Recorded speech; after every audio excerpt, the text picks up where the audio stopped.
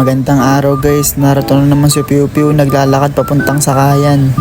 So ayun nga guys, pagkababa ko nga ng hypermarket, nakakita nga ako ng bus dito na may nakalagay na libreng sakay. Kaya nga trinay ko na nga hanggang sa makarating ako sa UE, tas eto na nga experience. Ngayon nga lang ako nakita ng gantong bus, medyo makaluma. Tapos ang hirap nga lang makasakay kasi mataas nga. Ito nga pala yung itsura nung sa labas ng bus. Thank you po kung nakita naman tong video ko. Tapos eto na nga guys, nakapasok na nga ako sa UE. Pagkarating ko nga, andito pa kami sa labas ng room kasi hindi pa tapos yung first section. Tapos ayun, nagle-lesson na nga kami dito sa may CAD. Tagal na nga nito, nasa hatch pa lang kami.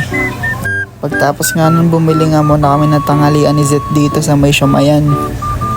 Nag-skip na nga ng ilang subject, andito na nga kami sa design.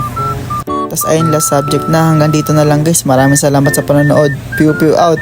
Piu Piu!